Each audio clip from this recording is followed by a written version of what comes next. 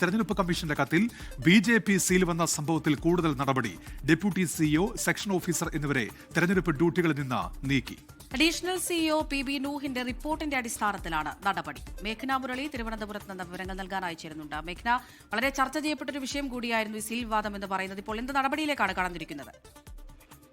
അമൃത ഉന്മേഷ് തെരഞ്ഞെടുപ്പ് കമ്മീഷന്റെ വിശ്വാസ്യത അടക്കം ചോദ്യം ചെയ്ത, അതുപോലെ തന്നെ ബി.ജെ.പി. ഇതര രാഷ്ട്രീയ പാർട്ടികളൊക്കെ വലിയ വിമർശനം ഉന്നയിച്ച സംഭവമായിരുന്നു ഈ ബി.ജെ.പി. സീൽ പതിഞ്ഞ സംഭവം. അതിൽ നേരത്തെ തന്നെ ഒരു അന്വേഷണം മുഖ്യ തെരഞ്ഞെടുപ്പ് ഓഫീസർ രത്തൻ യു ഗേൽക്കർ പ്രഖ്യാപിച്ചിരുന്നു. അഡീഷണൽ സിഇഒയാണ് അന്വേഷണ റിപ്പോർട്ട് നൽകാൻ നിയോഗിച്ചിരുന്നത്. അതിന്റെ അടിസ്ഥാനത്തിലാണ് ഇപ്പോൾ നടപടി ഉണ്ടാകുന്നത്. അതിൽ നേരത്തെ തന്നെ ഇതിലൊരു വിശദീകരണം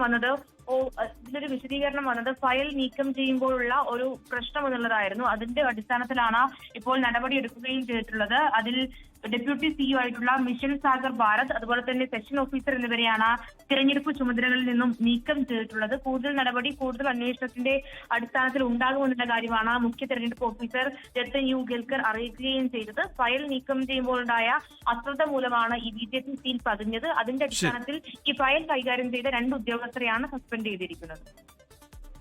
മേഘ്ന മുരളിയാണ് വിവരങ്ങൾ നൽകിയത്.